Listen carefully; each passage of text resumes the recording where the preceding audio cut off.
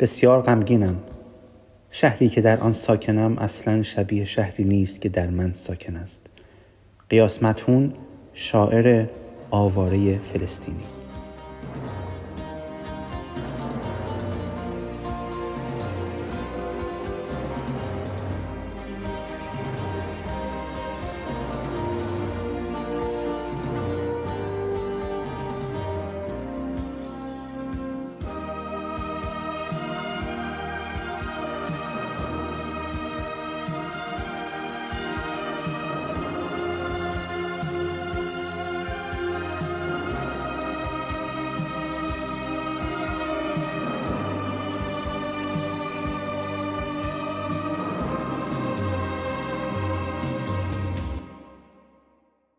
در غروب دلگیر سنت مریز، محله‌ای در غرب شهر سبز و پر از درخت سیدنی، 3 جوان کرد بار و بنه اندکی که تمام طول راه به کول خود کشیده بودند را زمین گذاشته و دست کلیدی را که عصر همان روز از نماینده شهرداری محل گرفته بودند با خوشحالی و شوق و ذوق درآورده به قفل در انداختند. در که باز شد، یک فضای تاریک و نمناک چند 10 متری نمایان شد که هیچ چیز نداشت به جز چند تکه مبل شکسته و یک میز زوار در رفته که کمی ظرف و ظروف کهنه روی آن دیده میشد. اما همین هم از سرشان زیاد بود. فکرش را هم نمی کردند که سرانجام آپارتمانی در استرالیا نصیبشان شود. از آغاز راه که حالا چند سالی از آن می‌گذشت، شاید رویای رسیدن هر لحظه در خاطرشان بالا و پایین شده بود که سرانجام این همه آوارگی چه می شود و امروز پایان دربدری و بیخانمانیشان بود. سرانجام این بود که وارد شوند، لبخندی از رضایت به هم نشان بدهند، کمی خانه را ورانداز کنند، بعد هر یک گوشه‌ای پیدا کرده از فرط خستگی در حالی که سرشان را روی کوله هایشان گذاشتند همگی به خوابی عمیق فرو روند. خواب هر 3 جوان یک مضمون داشت. سالها بود که یک جور خواب می دیدند. خواب گذشته های نچندان دور با خاطراتی گاهی مبهم. خوابی که از لحظه خداحافظی شروع می شد، به دامنه کوه می رسید، بعد برگشتی به سوی شهر.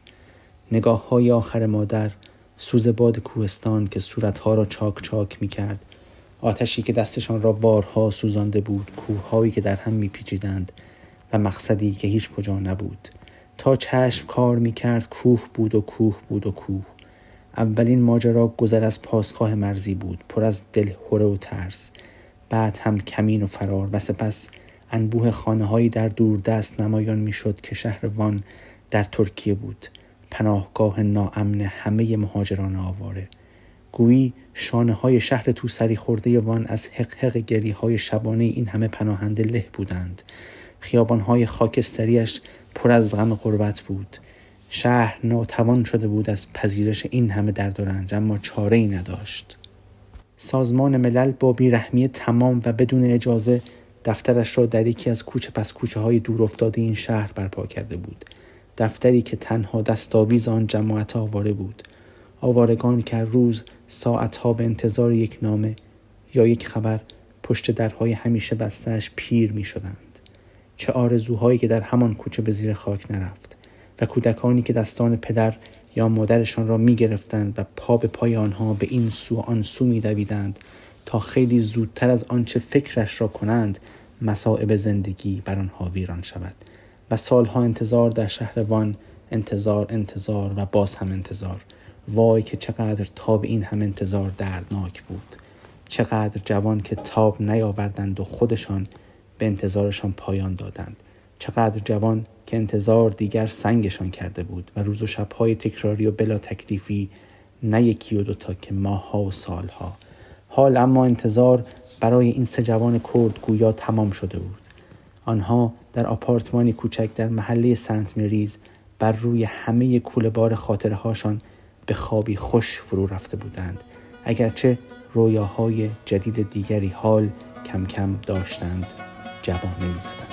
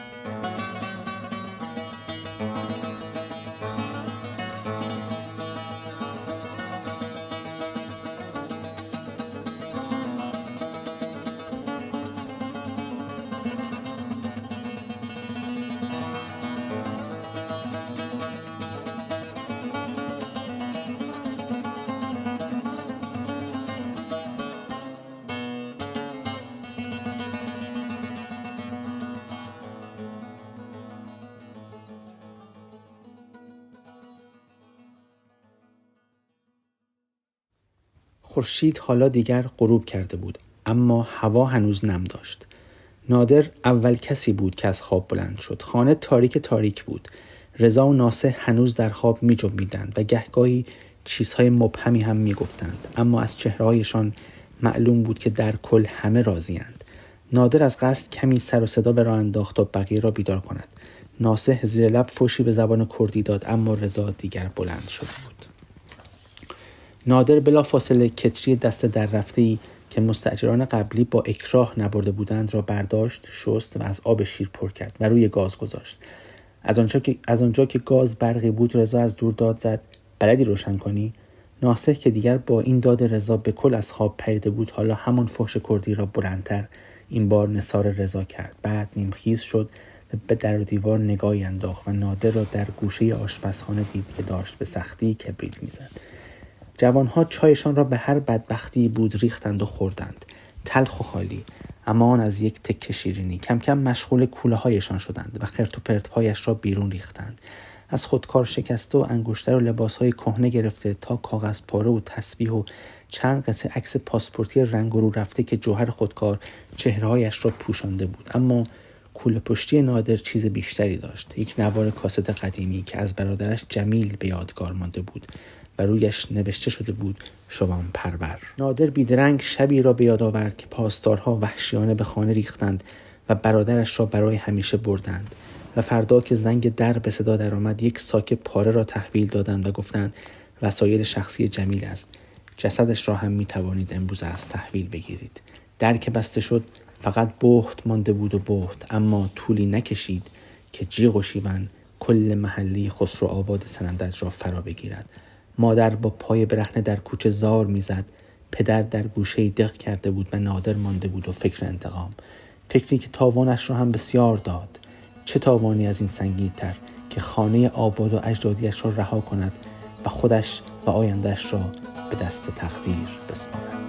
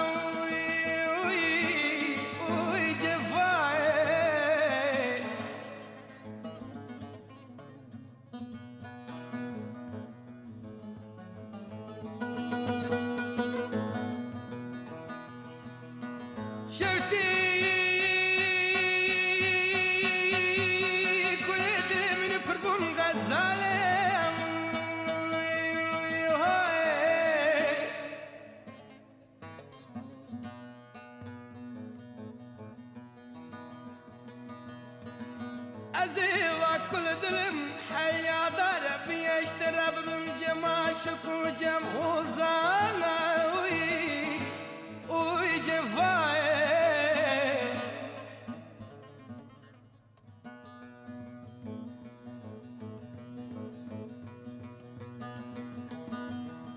قال قنديان وجيرانا ما ونقين زانين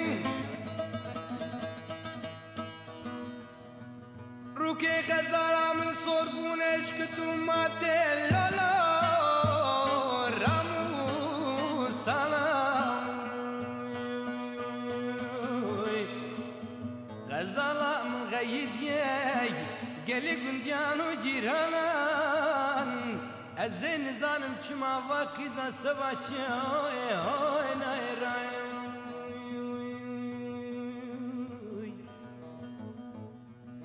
غزال ديانا وي غزال غريبي زورا وي جفا بلي ملي غريب ولاتي غريب يكون غزال.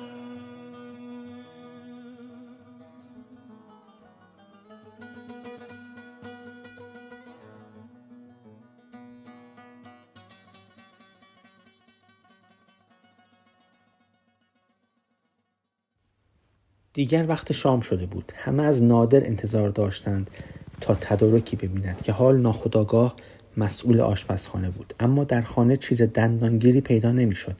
چاره‌ای نداشتند، باید بیرون می‌رفتند تا غذای به درد بخوری نصیبشان شود. نادر که مشغول جمع کردن وسایل کوله‌اش بود، به ناگاه به کاغذ پاره‌ای برخورد که شماره تلفنی روی آن نوشته شده بود. یادش آمد که سالها پیش دوستش در کمپ به او داده بود و گفته بود که صاحب شماره از کردهای قدیمی شهر است که سالهای قبل به استرالیا مهاجرت کرده و حالا دستش به دهانش میرسد و در کل آدم قابل اعتمادی است. نادر بلافاصله کاغذ را تا زد و در جیبش گذاشت. هر سه زدند بیرون. خانه ها و کوچه ها همه شبیه به هم و غریب بودند. نادر چشم میچرخاند تا یک تلفن عمومی پیدا کند تا با سکه های وابسته مانده در جیبش به آن شماره زنگی بزند. ناصح و رضا اما ناامید از هر کس و هر قول و هر تماسی که ناشی از زندگی چند ساله در غربت و کمپ بود اعتنای به نادر نمی کردند. بیشتر سر و گوششان به دنبال غذا می گشت تا دلی از عزا درآورند. مسیری که می رفتن جهتی نداشت، فقط به دنبال نور مغازه هایی که در چند صد متری سوسو می زدند روان شده بودند تا شاید در آنجا هم نادر بتواند زنگش را بزند و هم رضا و ناصح غذایی بخورند. تا رسیدن نادر فلفور به درون یک باجه تلفن عمومی پرید و شماره را گرفت. بوق خورد، چند بوق دیگر، اما جوابی نیامد. نادر از همه بیشتر تلاش میکرد تا ارتباطی برقرار کند.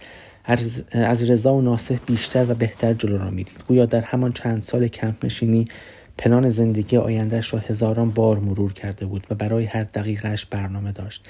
اصلا به یک پناهجوی آواره نمی‌ماند که مسکن و غذا در امن‌ترین شهر دنیا راضیش کرده باشد و دیگر تلاشی نکند. دست بردار نبود. دلش برای همبرگر و سیب زمینی سرخ شده و نوشابه اصل کوکاکولایی که ناصح و رضا دولوپی می‌خوردند و حتی مهلت پاک کردن سس دور دهانشان را هم نداشتند ضعف می‌رفت. اما گوشی را رها نمی‌کرد تا که بالاخره تماس برقرار شد. صدای پیرمردی از آن سو آمد که سالیان سال غربت نشینی هنوز آن لهجه کردیش را محو نکرده بود. نادر زبانش بند آمد. نفس میزد. بی اختیار به کردی گفت سلام. پیرمرد مکسی کرد. بعد به کردی جواب سلام را داد و احوال پرسی شکل گرفت. نادر از پشت شیشه باجه نگاهی به رضا و ناصح انداخت و سرش را به نشانه موفقیت تکان داد. اما آنها تازه برگر دوم را سفارش داده بودند. ته نوشابه ها را که درآوردند نادر دوان خودش را رساند و خلاصه مکالمه‌اش را با شخصی به نام کاجمال گفت که قرار شده بود فردا ظهر سری به آپارتمان جوانها بزند. از توصیف نادر در نظر رضا و ناصح کاجمال مردی سال خورده اما دنیا دیده می آمد که میشد روی کمکش حساب کرد. با همسرش شیرین خانم 40 سالی بود که از ایران آمده بودند بیرون و همه زندگیشان در این سوی دنیا شکل گرفته بود. رضا و ناصح حالا که سیر شده بودند با دقت بیشتری به حرفهای نادر گوش می‌کردند و نادر که مأموریت امروزش را با موفقیت انجام داده بود دنبال غذایی مطابق با سکه‌های درون جیبش می‌گشت تا سفارشی بدهد.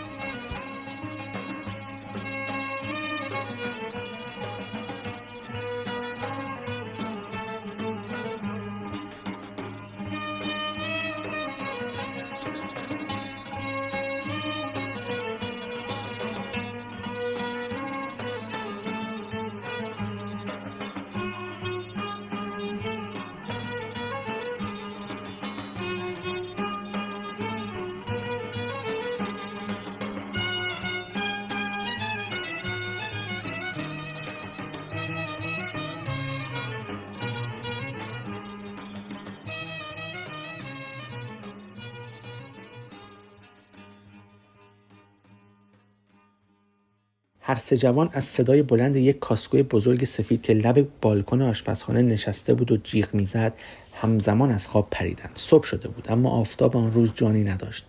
هوا بیشتر به وقت غروب میماند. گرگومیش از آن روزهایی که هم ماه در آسمان بود و هم خورشید. مدتی طول کشید تا بفهمند که در روز دوم اقامتشان در آپارتمان نمور محله سنت مریز در غرب شهر سیدنی هستند.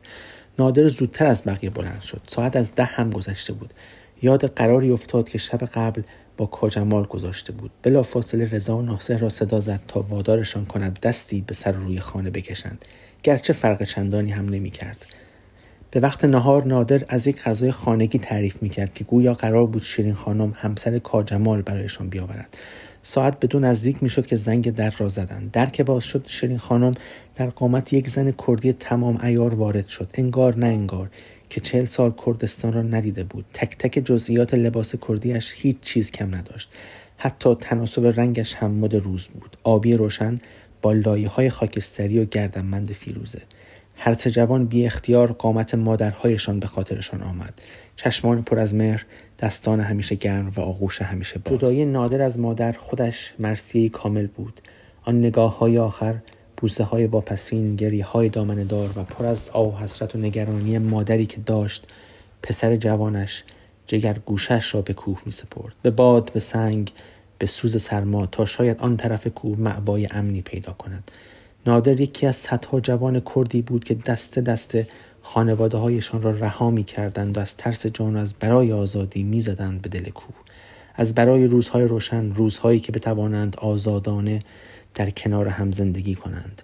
تقدیر حتی این حق اولیه در کنار هم زیستن را هم از آنها گرفته بود.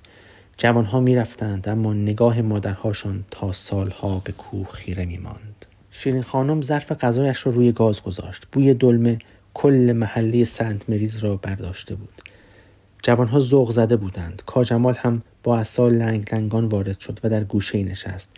از لبخند روی لب‌هایشان معلوم بود که هر دو با شوق آمده بودند. نادر دست پاچه این طرف آن طرف می‌رفت تا مجلس هرچه آبرومندانه‌تر برگزار شود. فضا که کمی آرام گرفت، سفره پهن شد. شیرین خانم فکر جز به جزء سوروسات دلمه را کرده بود. اصلاً گویا مرامش همین بود. ابزار دلمه خوری با دقت چیده شد. عطر و بوی دشت‌های کردستان در لابلای برگ موهای پیچ در پیچ شیرین خانم هر لحظه بر جوانها ناظر می‌شد و به وجودشان رسوخ می‌کرد. سالها بود غذای خانگی نخورده بودند. چشمانشان را ناخودآگاه می‌بستند و می‌رفتند به دوران کودکی و بوی همیشگی خانه مادر بزرگ.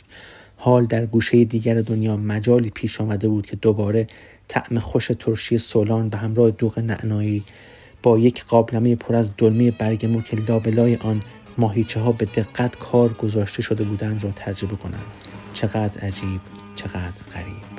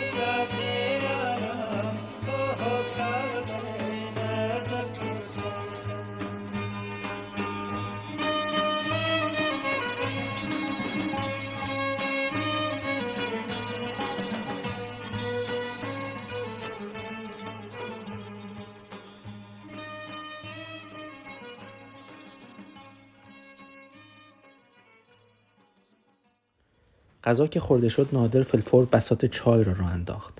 کاجمال گفت اگر الان سنندج بودیم از شیرینی فروشی دقیق خیابان شاپور نان برنجی می‌گرفتیم و با چای می‌خوردیم. ناصح به تایید سری تکان داد و گفت میگن همه شیرینی فروشی‌های شهر شب موقع رفتن دکان را می‌بندن و خودشون میرن از شیرینی دقیق شیرینی می‌خرن و بعد میرن خانه. همه لبخند زدند. مهمان‌ها چایشان را با نان برنجی خیالی شیرینی فروشی دقیق خوردند. بعد جوانها همه ظرف‌ها را شستند و مرتب در سبد چیدند و تحویل شیرین خانم دادند. سپس همگی در گوشه‌ای نشستند و منتظر بودند تا کاجمال چیز بیشتری بگوید، تا معلوم شود قضیه آشنایی تنها به دلمه و ترشی سولان ختم نشده، اگرچه این هم اصلاً چیز کمی نبود. لااقل انتظار نادر بیشتر از بقیه بود. پس بحث را کمی جدی کرد و شروع کرد به پرسیدن سوالاتش که از قبل درست مثل شب امتحان از بر کرده بود. از ظواهر امر اینطور برمی آمد که کاجمال و شیرین خانم آدم‌های قابل اعتمادی هستند که بی‌دریغ قصد کمک دارند. خودشان که تک تک این روزهای پناهندگی و آوارگی را چشیده بودند خوب می‌دانستند که جوانها چقدر نیازمند کمکند. پس یک راست رفتن سر اصل مطلب و پا پیش گذاشتند. قرار شد که در تکمیل وسایل خانه کمکشان کنند و حتی کار هم برایشان سراغ دارند.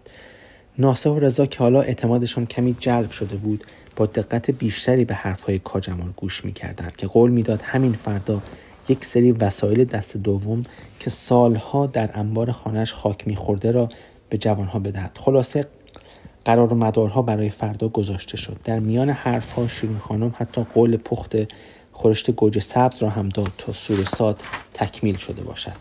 باور این همه اتفاق خوب به یک باره برای جوانها سخت بود که در دومین روز اقامتشان در محله سنت مریز کم کم صاحب خانه و زندگی می شدند. آن هم بعد از سالها آوارگی و بیپناهی.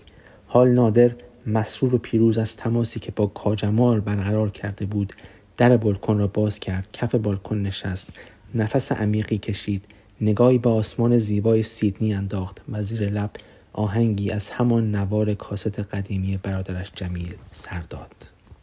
بیریا اوینا خو کربو هات حیالی وی و رمان بو سترانک آوید سر من بیریا تکریه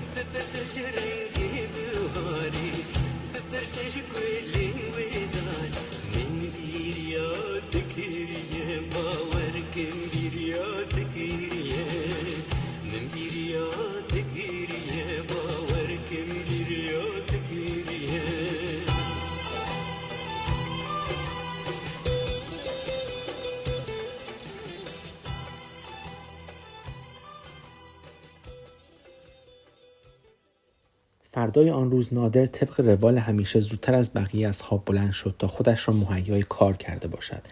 قرار بود که کاجمال وسایل خانه را تا ظهر با کامیون دوستانش که از قضا آنها هم کرد بودند به دست بچه‌ها برساند. ساعت حدود 11 صبح بود که نادر صدای ماشینی را شنید که عقب به سمت پارکینگ خانه می آمد. بیدرنگ به سمت کوچه دوید. رضا و ناصح هم به دنبال نادر رفتند تا وسایل کاجمال را تحویل بگیرند. راننده سیروان نام داشت که دوستش جواد را هم برای کمک آورده بود. هر دو از دوستان قدیمی کاجمال و شیرین خانم بودند. کاجمال چیزی کم نگذاشته بود. از ظرف و ظروف آشپزخانه گرفته تا بخاری برقی و پنکه و تلویزیون و میز و صندلی، حتی یک چمدان لباس هم مابین وسایل دیده میشد. در انتهای کامیون هم یک یخچال که در کارتون پیچیده شده بود و نو به نظر می رسید جلوه‌گری می کرد. سیروان و جواد حسابی به بچه‌ها کمک کردند و کامیون به سرعت خالی شد. در همین حین کاجمال و شیرین خانم هم به همراه یک قابلمه برنج و خورشت گوجه سبز سر رسیدند. حال خانه بچه‌ها دیگر همه چیز داشت. نونوار شده بود. بساط ناهار این بار مفصل‌تر از دیروز پهن شد. خورشت گوجه سبز، برنج سفید با عطر زیره‌ای که شیرین خانم با دقت رویش پاشیده بود، یک ظرف سالاد فصل مفصل به تعداد زیادی نان لبنانی داغ طوری که همه لذت بردند.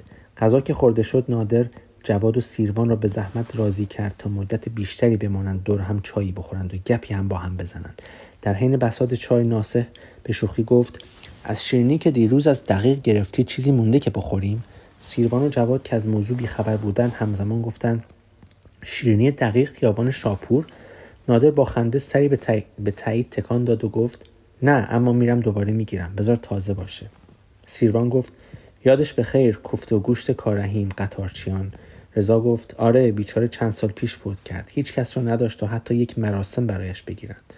جنازه‌اش همینطوری روی زمین مانده بود. همسایه ها جمع شدند و به کمک هم خاکش کردند. جواد گفت حالا که تا مغازه کارهیم رفتی، یک سرم به بستنی فروشی همه شیخ میزنی و چند تا بستنی نونی خامه‌ای میگیری؟ خیلی عوض کردم، هلاکشم. نادر گفت بستنی همه شیخ کجا؟ مغازه کارهیم کجا؟ همه شیخ تو شالمانه. جواد که بهت زده خیره شده بود تو چشمای نادر گفت شالمان؟ ما 30 سال سنندج نبودیم، تو خیابونها رو یاد رفته؟ بعد نگاهی به این طرف و آن طرف کرد، انگار دنبال چیزی میگشت. ناگهان کارتون پیچیده شده دور یخچال را کشید بیرون، به کف زمین پهن کرد و رویش با ماژیک یک خیابان مستقیم با 2 خط کشید و گفت این خیابون قطارچیان، این هم رودخانه وسطش، کنارش هم زمین خاکی کامولو که نفت میفروخت، یادتونه که، و این هم پل خیابان فردوسی، درسته؟ بعد مغازه کارهیم را با ضربدری بزرگ نشان داد. ادامه داد این مغازه کارهیم، یه خورده این طرفتر هم مغازه همه شیخ، همش 10 متر فاصله ندارن. از آن طرف کاجمال هم سری به تایید تکان داد که بله، حق با جواد است. نادر که تازه فهمیده بود قضیه از چه قرار است، ماژیک سیاه را از دست جواد گرفت و 2 خط ضخیم ادامه دار در 2 طرف محلی قطارچیان کشید و گفت تمام این محدوده از 2 طرف صاف شده. جواد مبهوت به جایی که نادر میگفت صاف شده خیره شد. تاب نیاورد و با صدای لرزان گفت نادر شوخی میکنی دیگه، یعنی چی صاف شده؟ نادر گفت مگه خبر نداشتی کل اونجا رو اتوبان کشیدن تا کمربندی. نصف محله قطارچیان از بالا و پایین از 2 طرف کلا خراب شد. گود و رودخونه وسطش را هم پر کردند و بلوار کشیدند. قطارچیان رفت وصل شد به ترمینال همدان. سیروان از آن طرف پرسید نادر داری راست میگی؟ کاجمال هم کمی نیمخیز شد تا خط و خطوط روی کارتون یخچال و فاجعه‌ای را که نادر داشت تعریف میکرد بهتر ببیند. غم توی چشمای سیروان و جواد و کاجمال زبان نادر را بست. ماژیک را انداخت و کمی عقب نشست. حس کرد که خود او شبانه پشت بیل مکانیکی و لودر نشسته و مغازه کاررحیم و همه شیخ و کل محله قطارچیان و خاطراتش را خراب کرده و بعد هم با بولدوزر تا انتهای شهر را صاف کرده. کاجمال با صدای لرزان از دور گفت خانه کامولود چی شد؟ نادر با درنگی ماژیک را دوباره برداشت. در سمت چپ خیابان یک دایره کشید و گفت این هم خانه کامولود. بعد ادامه داد خانه‌اش را به زور ازش خریدند و پیرمرد بیچاره آواره شد. با گازکشی شهر هم مجبور شد بساط نفت فروشیش را هم به کل جمع کند. کاجمال سری به تأسف تکان داد و تمام لحظاتی را به یاد آورد که در سرمای زمستان آن سالهای سنندج در صف نفت جلوی خانه کامولود ساعتها انتظار کشیده بود تا نوبت به او برسد و با خوشحالی یک پیت نفت به خانه ببرد. بعد همه دور کرسی داغ بنشینند و شبهای برفی سنندج را به آرامی به صبح برسانند. سیروان ناگهان گفت راستی خانه شاگیان کجا میشه؟ نادر ماژیک را دوباره برداشت و خط و خطوطی مورب کشید و طوری پیشروی‌های 2 طرف اتوبان را به دقت توضیح داد که انگار طرح تفصیلی شهر سنندج در دست خودش بوده. بعد خانه شاگیان را هم که حالا درست وسط بلوار سیمانی اتوبان قرار گرفته بود نشان داد. سیروان زیر چشمی طوری نگاه نادر میکرد که گویی او مقصر تخریب خانه ها بوده و سقفشان را شبانه بر سر مردم بیچاره رنبانده. بعد زیر لب گفت پس خانه شاگیان هم صاف شد. شاگیان پیرزنی تنها بود که کل خانه و خانواده‌اش را در بمباران عراقی ها از دست داده بود، اما همان خانه را دوباره ساخته بود و در زیر زمین آن بساط تهیه ترشی پهن کرده بود و همه اهالی شهر او را به نوعی میشناختند. سیروان دوباره ماژیک را از دست نادر گرفت و زیر پل فردوسی یک علامت ضرب در زد و گفت لبنیاتی جلالی اینجا بود، درسته؟ بعد ادامه داد حالا جگرکی جاویدی کجا میشه؟ جواد گفت جاویدی رو از من بپرس، تا ایران بودم هر روز صبح پای ثابت جگر و خوشگوشتای جاویدی بودم. بعد نوبت جواد شد که او هم در تکمیل طرح تفصیلی شهر سنندج دخالتی داشته باشد. ماژیک را برداشت و گفت رودخانه این وسط بود، درسته؟ این هم پله های کنار پل فردوسی. جاویدی درست همینجا بساطش را پهن میکرد، ولی دیگر نگفت که جاویدی از مرض قند و کلسترول بالا سالها خانه نشین شده بود و آخر هم از زخم بستر بود که مرد، چون چهره مهمانها غم زده تر از این حرفها بود که تاب آوارگی و مرگ و میر جاویدی را دیگر داشته باشند. شیرین خانم که اسم جاویدی رو از دور شنیده بود به سختی جلو آمد و نگاهی به کارتون یخچال که کف زمین پهن شده بود انداخت. گویا او هم به دنبال خاطره‌ای در شهر میگشت. با اندکی مکث پرسید: مغازه جاویدی رو به هم نشون میدین؟ نادر با ماژیک خطی به دورش کشید. چشمان شیرین خانم پله‌های کنار آن را گرفت و به زحمت از آنها بالا رفت و خودش را به سختی به خیابان فردوسی رساند. بعد سراغ عکاسی فردوسی را گرفت. نادر از سمت پل فردوسی خطی مورب که به میدان اقبال میرسید را کشید. بعد جایی را نشان داد و گفت: باید اینجاها باشه. اما زبانش نچرخید که بگوید سالهاست که بسته شد و جایش یک کافی شاپ باز کردند. شیرین خانم خیره به آنجا مانده بود. گویی خاطره‌ای کهنه داشت جوانه میزد. شاید به روزگار جوانی عکسی به یادگار با کاجمال که حتما بسیار هم خوش‌تیپ بوده در آنجا گرفته بودند. بعد سراغ خانه فلاح و آصف را گرفت. اگرچه همه آنها دیگر وجود خارجی نداشتند، اما نادر نمیخواست دل پیرزن را بیشتر به درد آورد و کل خاطراتش را زیر خروارها خاک مدفون کند.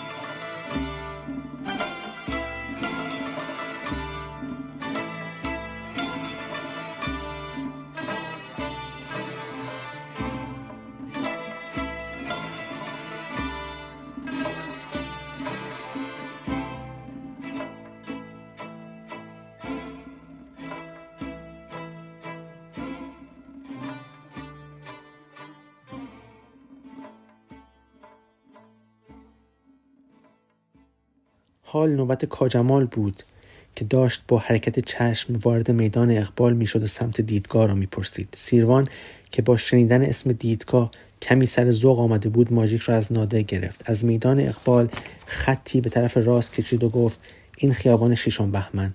بعد ادامه داد که دیدگاه باید جای این حوالی باشه. اولین سیگار عمرم را اینجا کشیدم. جواد گفت: من هم اولین قرار عاشقی را درست همینجا گذاشتم. نادر ادامه داد: اولین زندگی نصف بچه‌های شهر همینجا بوده. اولین عشق، اولین بوسه، اولین ترانه با صدای بلند، اولین مشروب و اولین گریه مردانه. کارتون یخچال پهن شده کف خانه نرسیده به شالمان دیگر تمام شد، اما هیچ کدام نمیخواستن شهر رو نصفه و نیمه رها کنند. جمال گفت: یالا کارتون را باز کن. بعد به سرعت منگنه های بزرگ آن را در آورد و از دو طرف کارتون را کشید و تا جا داشت پهن کرد وسط زمین.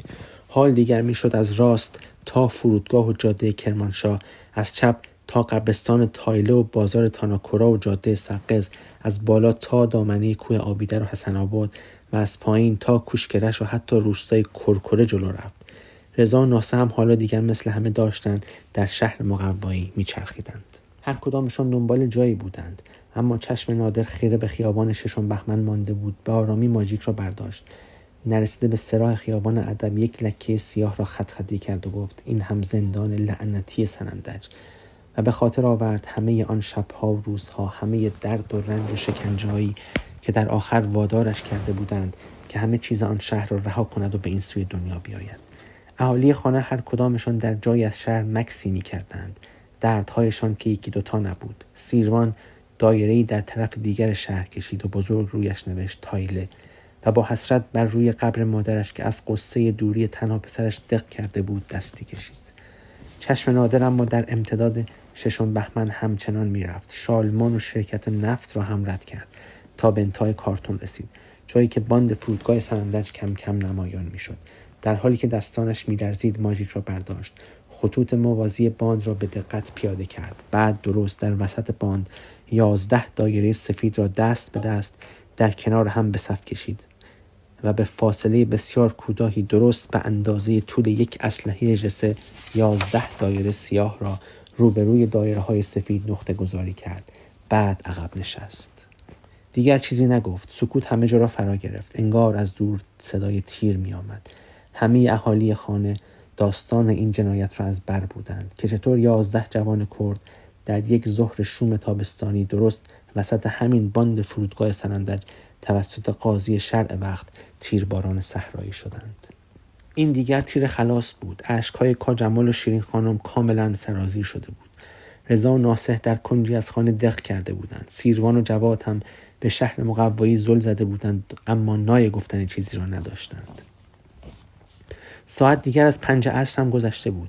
کارتون پهن شده کف خانه مرثیه‌ای تمام عیار بود برای شهری که اهالی آن یک به یک از آنجا رانده شده بودند و حالا در کنج آپارتمانی که شهرداری سنت مریز لطف کرده بود به آنها داده بود نشسته بودند و به شهری دور در خاورمیانه خیره شده بودند.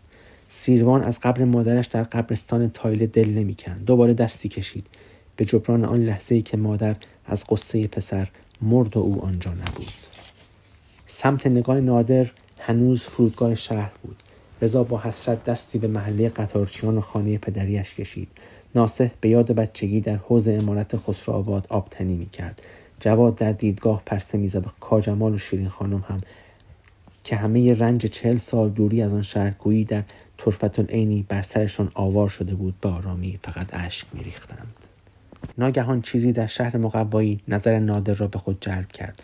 نوشته‌های انگلیسی روی کارتون یخچال به طور اعجاب انگیزی درست جلوی اسامی و مکانهای شهر افتاده بودند. هندل ویتکیر درست افتاده بود جلوی خانه شاگیانی که این اواخر دیگر ناتوان و زمینگیر شده بود. روزی که جوانها زدند به کوه، حال پیرزن اصلا خوب نبود. از -5 تا -20 درجه سانتیگراد پشت کارتون یخچال درست افتاده بود در راستای همه بستنی و آب میوه فروشی های خیابان فردوسی تا به لطف این تکنولوژی دیگر نگران آب شدن بستنی ها یا گرم شدن آب هویج هاشان نباشند. و اما تلختر از همه این که نوشته شده بود manufactured by کامولو.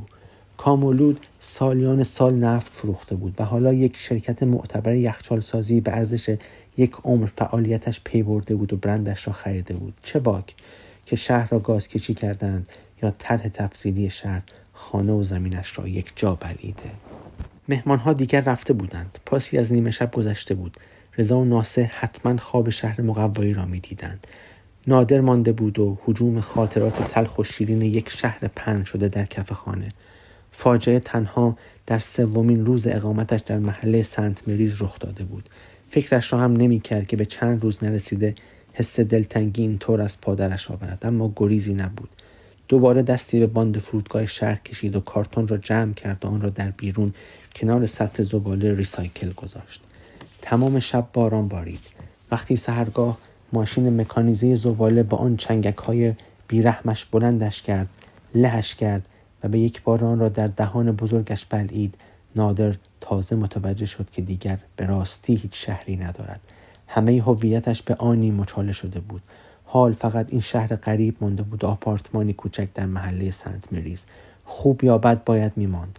تا به امروز کسی اینطور با حسرت به یک ماشین مکانیزه زباله جمع کنی خیره نمانده. به این فکر میکرد که این ماشین ها هر سحر در استرالیا، در اروپا، در آمریکا چند شهر را در جلوی چشم یک پناهجوی خسته از آسیا یا آفریقا میبلند و با خود میبرند برای بازیافت.